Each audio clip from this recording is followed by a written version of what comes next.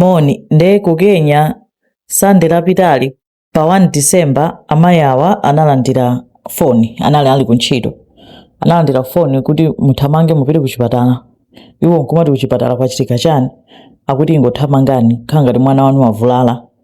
Iwo kuthamanga kupita ku chipatala kuja, koma amene amakafika anapeza mwana wawo uyu dzina lake akuti Benedict Kipto wamwalira. Kufufuza chachitika nchani akuti wachitidwa chiwembu, wabayidwa ndi mpeni. Ne ati nkhani yake Benedict anali mnyamata olimbikira kwambiri wa zaka 24. Anali ku Kenya Medical Training College. Amafuna kukhala doctor. Analonera kuti mtundu wakwawo unali pakalikiliki okonzekera ma celebrations oti akupanga graduate. Amene akupanga graduate pa 5 December 2024 mawa lomweli. Ndi akwawo onse nthawi yonse akhala kukonzekera kuti munthu ali njani, ali ndi graduation, waboleza dokotala mu mtundu mwawo. Nkukapezeka kuti akuti watani wabayidwa, waphedwa. Kupita ukafufuza maneba onena kuti Benedict amakhala ndi chibwezi chake mtsikana uyu kamuti ka Mese Masika. Koma anthu ake samachedwa olongoza anayi. Ati chimavuta nsanje. Mese anali ndi nsanje ndi Akipto amati akati achokepo kaya akabwera mochedwa amakhalira kulongozana, maneba amakhalira kumva mikangano mnyumba mwawomo. Nde akuti Sandero pa 1 anapeza kuti Kipto, Benedict Kipto anabwera mochedwa ku nyumba.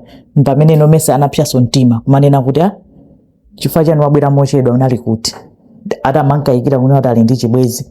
Basi kulongolola mpaka na munthu chani umbaya ndi mpeni. Mmene maneba amazaganiza kuti kodi mnyumba mwa anthu amalongolola kena koma kuti mosadziwika bwino chochitika nchani.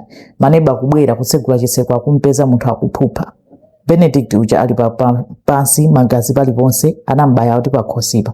Kumuyang'ana mkaziyo kunalibeko. Amaneba zena adanayiso adokotala kuyesera kumutani kumuthandiza kumnyamula uthamanga naye ku chipatala. Benedict anamwalira munjira. Mpaka pano amese sanapezekebe, abisala kaya athawa kaya ali kuti. Koma nkhani zomwe zikuchitika ku Kenya ndi zimenezo. Kaya anthu kuti kakhanga ndino ka chinthu kuti ndeile kumakhala nkhani zoti chibwezi kaya mbanja kaya chibwezi kwina wavulaza anzake kuti mitima I don't know kuti anthu kudzigwira kukumavuta. I think zina zongofunika kuti ngati sizikuyenda kungochoka. Si apa basi wamupha nyamatayo wamudulira sogolo, komanso at the same time iyeso adzidulira ikha sogolo fa palibepo chilipo kuti iye tsogolo lake lilongosoka.